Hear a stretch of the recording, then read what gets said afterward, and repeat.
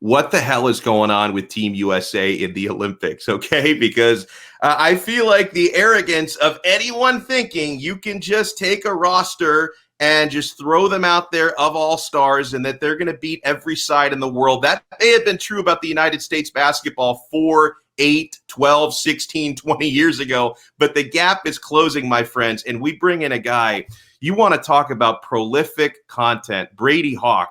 He is grinding 24/7 on 5reasonsports.com and on the 5R network. Brady, good afternoon to you, sir. Welcome in. Thank you. Thank you for having me on. It's my pleasure, my friend. So let me ask you, before we get into some of the nuances of Team USA's loss to France, let me just ask you a yes or no. Does Team USA win the gold medal? Probably not.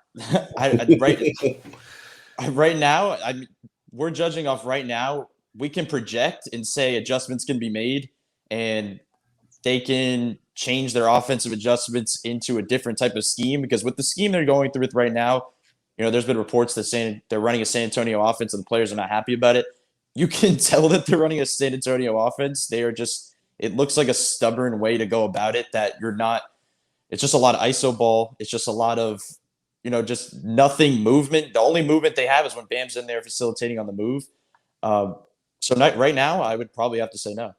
Wow. I would tend to agree with that. And what are some of the factors, Brady, for how the rest of the world is closing the gap? Because it's not just talent. I mean, I know that talent is getting better in other countries. We see what countries like France and even now Nigeria with all these Heat players in Spain can bring to the table over the years. But is it a different style of play that just tends to suit these international teams better? I think it's a combination of it's a different style of play as well as chemistry. Like, these guys have played together for quite some time. Even the NBA players that are on these teams have played together in these games where you're just throwing a bunch of guys on Team USA and saying, go try to score some buckets and not defend at a high level. That's just not going to cut it in these games. You have a smaller court, shorter three-point line, which you would think would benefit a team like that. And they're just settling for driving kicks, contested threes. They're not driving the basket hard. It has a lot to do with rising talent on other sides. You see what Luka did last night. 48, scored 28 against Team USA. Guys, even the Heat guys on Nigeria played well to a certain extent. It's just they have a little bit more to offer in this type of environment where if USA doesn't change up some things that they're doing and stop relying so heavily on Kevin Durant to score, so heavily on Damian Lillard to facilitate, which is not something he does, at a high level compared to his scoring ability. It's just they're not benefiting players, which is why, eyes have kind of turned towards Popovich in this conversation. Brady, let's take more of a micro focus on the Olympics and talk about some Heat players. How do you assess Bam Adebayo so far for Team USA? Yeah, I've been really surprised with the way he's played. When coming in, what you expected from him in his role was that he was going to be as much of a role player as you could possibly get. He was going to be the defensive stopper down low. He's not the greatest rebounder just because of his size, but he's their primary rebounder on a team with no true big. And he's actually stepped up in a scoring role more than anybody else. You see the game against France, he was the leading scorer at the half. He's shooting the ball pretty well in the mid-range. The touches look really good. It's just going to be – this is the perfect thing that he can do. Leading into next season, you have – I mentioned Lillard not being the greatest facilitator, but he's capable of making that pocket pass for him to get into different looks that he doesn't get with Miami. Usually he's facing up on the elbow every single play. Now he's on the move. And we're going to constantly talk about the point guard thing, but where he gets his biggest skill, it's going to be good when he gets the pocket pass to try to score. But when he's facilitating on the move, he's a really hard player to stop. The Heat, as we mentioned, have a trio of players representing Nigeria this summer in Kezi Okpala, Precious Achua, and Gabe Vincent. Brady, as I look at things selfishly from a Heat perspective, the international experience these guys are getting and the fact that they get to play together, how could that benefit them as Heat players moving forward? Yeah, I think any experience they could possibly get on any type of level is important for them. No summer leagues they've had. No offseason, no true offseason that they've had, especially Precious just being thrown into the mix last season. It's been, this is an important time for them. You see Gabe Vincent stepped up against Team USA with that big game. He shot the ball at a decent level. He struggled yesterday in the game, but that was his biggest strength coming into Miami. It kind of faded a little bit because he became more of a defensive stopper, put into a point guard role, which is not really his role. He's played an off-ball role his entire career, where now he's being able to shoot the ball a little bit more, which is why I think it could really benefit on a Heat team. We're so focused on starting point guard, front court pairing, bench depth, where I think there's a chance you could see Gabe Vincent jump into a rotation next year with Miami.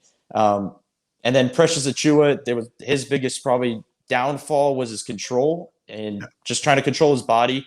I talked about it a lot, where you see him anytime he went into transition as a rookie, it was probably going to be an offensive foul. He just was not really able to control his body, control the ball. We've seen that a lot more in these games where he's actually becoming more of a big, where he's setting screens a lot slower. He's running point guard, surprisingly. He's shooting the three. That's not stuff I expected at this soon. And the last guy is KZ Okpala, which it's pretty much been a copy and pasted version of the stuff we've seen already. There hasn't been a real breakthrough.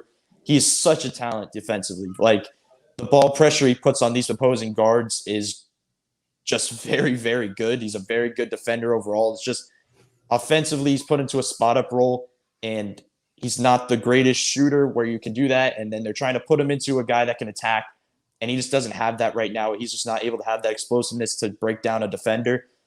So there's going to need to be an offensive jump for him to be effective. But overall, this is an amazing time for those three guys.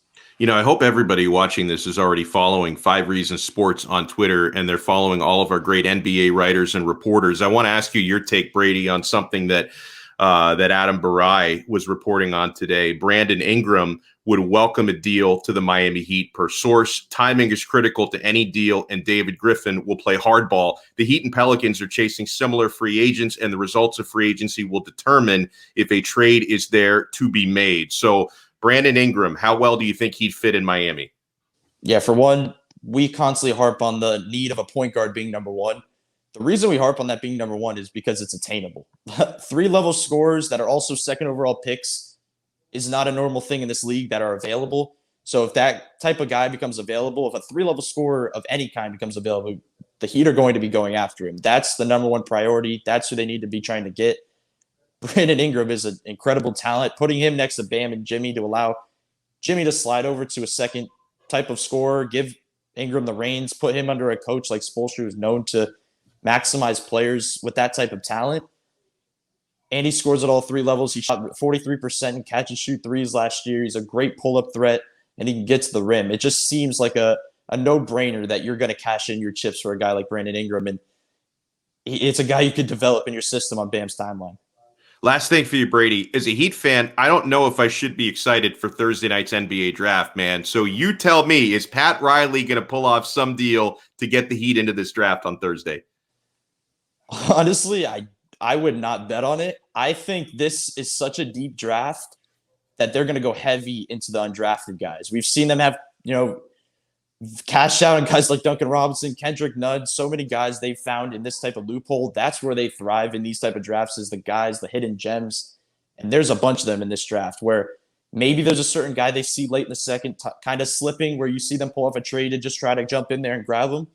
But I feel like there's so many options that you see a guy like, there's one guy named Matt Mitchell. I think that's a guy that you have to keep your eye on. Very Miami Heat type player, defensive minded. They're going to be going after two-way players. That's the one thing I will bet on. They've made the mistake of going for totally offensive players that are struggling on the defensive end. Then you see guys like KZ Okpala, who are very talented defensively, who don't have an offensive game. They're going to get guys that can play on both ends. And if they're facilitating signing trades that we think they are going to, they're going to have to sign some, guys on the roster to try to make it out. And that's why, undrafted is going to be important. Excellent stuff here. And make sure you check out Brady's work at 5reasonsports.com. Brady Hawk, thank you so much, my friend. Enjoy the rest of the Olympics and enjoy the NBA draft coming up. Appreciate it. Thanks for having me on.